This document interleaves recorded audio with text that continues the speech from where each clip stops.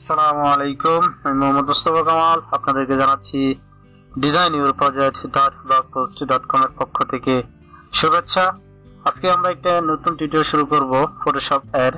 টিউটোরিয়ালটা হচ্ছে কিভাবে অ্যানিমেশন করা যায় ফটোশপ দিয়ে। আজকে আমি অ্যানিমেশন করব, আমার নামটাকে আমি অ্যানিমেশন করে দেখাচ্ছি। আমি কিবোর্ড থেকে যখন চাপলাম দেখুন অ্যানিমেশন হচ্ছে, এটা আমার নাম। এটাকে আপনি অ্যানিমেশন করতে চাইলে আপনি আপনার নাম অথবা ইয়েকে যে কোনো জিনিসকে অ্যানিমেশন করতে পারবেন খুব ইজিলি। অ্যানিমেশন করতে চাইলে আপনাকে যা করতে হবে তা হলো আপনাকে গিফ আকার সেভ করতে হবে এবং এটাকে একটু টেকনিক জানা লাগবে। তাই বলবো যে বেসিক টিউটোরিয়াল দেখুন, বেসিক টিউটোরিয়াল যত দেখবেন তত দ্রুত এসব কাজ শিখতে পারবেন। আর আমার ভিডিও বুঝতে সমস্যা হলে অবশ্যই ইউটিউব লিংকের নিচে আপনি কমেন্ট করবেন, আমি চেষ্টা করব আপনার কমেন্টে সঠিক উত্তর দিতে। আর আপনারা চাইলে আমার ইউটিউব লিংকটি সাবস্ক্রাইব করে রাখতে পারেন, তাতে যা সুবিধা হবে যখন আমি কোনো নতুন টিউটোরিয়াল আপলোড করব তা আপনারা খুব দ্রুত জেনে যেতে পারবেন। তো চলুন শুরু করি আজকের টিউটোরিয়াল। আমি ফাইল থেকে নিউ সংখ্যা কন্টেন্ট অ্যাড, আমি আমার নামটা ইউজ করলাম। প্রিসেট রাখলাম custom with 1280 pixel, height 720 pixel, resolution 300, আর এটা রেজুলেশন 72 করে দিই। কালার মোড RGB রাখলাম এবং ব্যাকগ্রাউন্ড কন্টেন্টস হোয়াইট রেখে ওকে করে দিলাম। ওকে, এর টাইমলাইনটা আছে এটা ক্লোজ করে দিলাম বোঝার জন্য। এবং এখানে জায়গা বের হয়ে গেল। আমি থেকে ব্যাকগ্রাউন্ড কালারটা কি করবো, তাহলে আমি কন্ট্রোল ব্যাক পেজ দিলে ব্যাকগ্রাউন্ড কালারটা হয়ে যাবে, কারণ এখানে আমার ব্যাকগ্রাউন্ড কালারই কালারটা ছিল। তা আমি কিছু লিখি, এখানে আমি আমার নামটাই লিখি MOSTUFA। এটা ক্লিক করা অবস্থায় যে দিলাম, উপরটাকে লিখলাম কামাল, এটাকে ধরে নিচে নিয়ে আসি।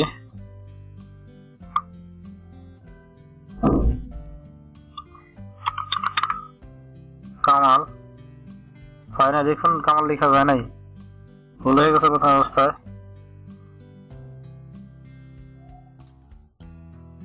কিভাবে লিখতে হবে মানে এটার উপর আপনি ব্লক করুন, তারপরে লিখুন কামাল। এখন কিন্তু কামাল হয়ে গেছে।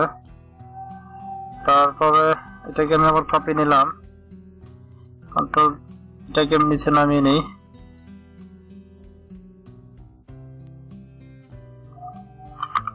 আশা এখন তো হয়ে গেল। এগুলো সাইজগুলো একটু বড় করে নেই। এখানে আমি একটু উল্টা কাজ করবো, সেটা তো যেটা করছিলাম। এখানে আমি মস্ত সাইজটা বড় করব,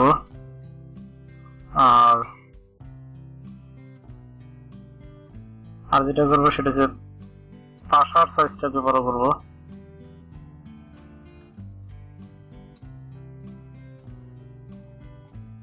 এখানে এটা রাখবো, এইখানে এটা রাখবো মিডলে, আর এটা রাখবো এইখানে।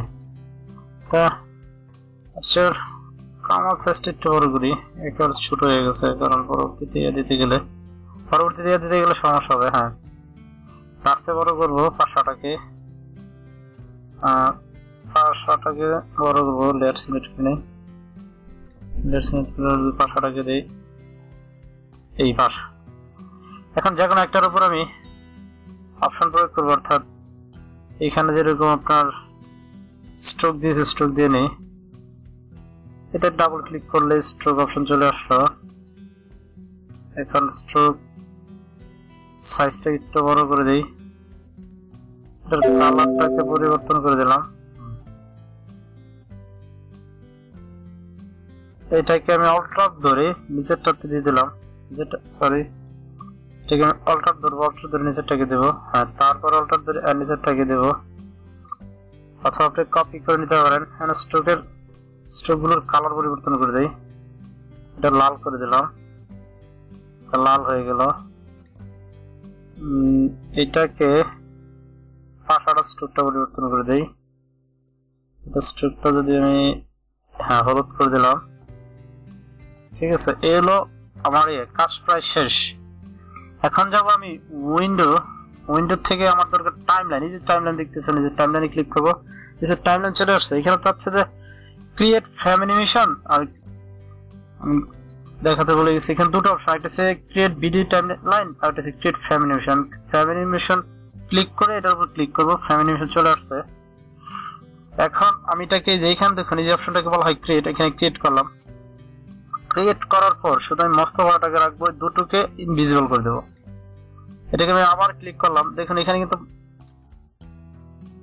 মোস্তফা আছে। আমি এখানে শুধু কামালটাকে রাখবো, মোস্তফাটাকে উঠিয়ে দেবো, উঠে গেছে। আরেকটা করুন, এখানে আমি শুধু পাশাকে রাখবো, কামালকে উঠিয়ে দেবো, হয়ে গেছে আমার কিন্তু কাজ। এখন এগুলো ডিলে দেন, কত সেকেন্ড দিবেন? আমি দিলাম হাফ সেকেন্ড, এটাকে দিলাম হাফ সেকেন্ড, এটাকে দিলাম হাফ সেকেন্ড, এটাকে দিলাম হাফ সেকেন্ড, এটাকে আমি অবশ্য 1 সেকেন্ড করে দিই প্রথমটাকে। এখন এটা কতবার ঘুরবে? এইখানে দেখুন ওয়ান্স একটা অপশন আছে, এটা কতবার? একবার, 3 বার, 5 বার, ফরএভার, অর্থাৎ সবসময় খালি ঘুরতেই থাকবে, মানে অ্যানিমেশন হতেই থাকবে এটা। আর আদার্স দিলে এখানে আপনি দিতে পারেন কত টাইম হবে। যদি দেন আমি 5 টাইম, সরি 5 টাইম দিলাম, দিয়ে করে দিলাম, মানে 5 টাইমই কিন্তু এটা হয়ে গেল।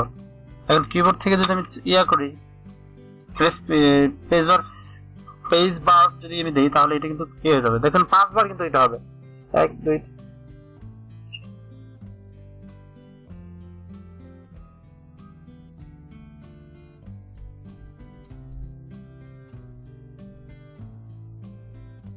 ফরএভার করে দিয়ে দিচ্ছি, মনেই নেই।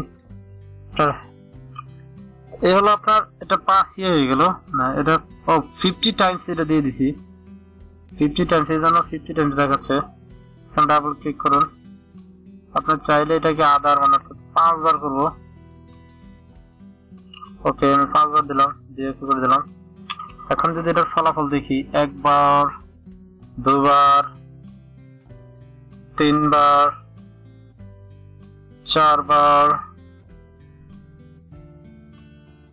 4 বার কি শেষ, অর্থাৎ 5 বার কি শেষ হয়ে গেছে। এরকম আপনি নিজের মতো করে নিতে পারবেন। তবে সবচেয়ে বেটার ওয়ে হচ্ছে আপনি এটাকে যদি করে দেন ফরএভার, মানে এটা চলতেই থাকবে, চলতেই থাকবে।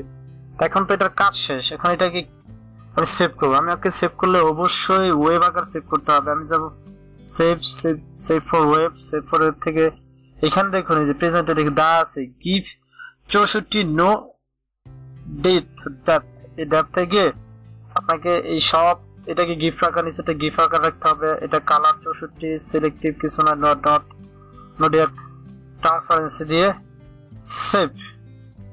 সেভে ক্লিক করতে হবে। এখানে একটা নাম আসবে, এটাকে যেহেতু আমার নাম ইউজ করছি আমি ডেস্কটপে সেভ করবো, তাহলে ওকে, গিফট আকারে সেভ হয়ে গেল। এখন এটাকে কিন্তু আমাকে ওপেন করতে হবে যে কোনো ব্রাউজার দিয়ে। আমি এটাকে ওপেন করি, open with the internet explorer দিয়ে ওপেন দিলাম।